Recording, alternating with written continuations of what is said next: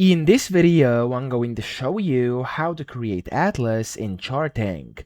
Now, the first thing you have to do, you want to go to their official website, and of course, you want to sign into your account, and this is going to give you access to this Atlas up top. So you simply want to click on it, and then to create it, you're going to see over here, there's going to be a button saying Create New Dashboard. So to actually create a new Atlas, you want to go and click on Create New Dashboard over here, which is of course going to allow you to create one. Now, up here, top left, make sure you're actually on Atlas. It must say Chartink Atlas, okay? Then click on Create New Dashboard and give your dashboard a name. So I'm just gonna go and name this one Tutorial right now, and if you want to make it private, you can do so as well, but of course you'll need premium to be able to make it private.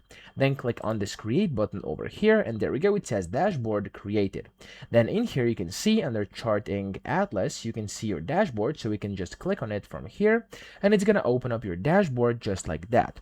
Now from here, what you actually can do inside this Atlas is add scans or charts. So we can just click on add scan or chart over here, and from here you can go and start from a template if you want to. So for example, let's just go with a template right now. I'm gonna click on, for example, top gainers percentage. I'm gonna click on it over here, and there we go. As you can see, it's going to automatically create me something from this kind of template which I was given over here. Okay, so that's kind of the first way to do this, but you could also go and click on add a new one, and you can add a new one over here. Like if I do, for example, stocks above VWAP, I can click on that. It's going to add that over here as well, etc.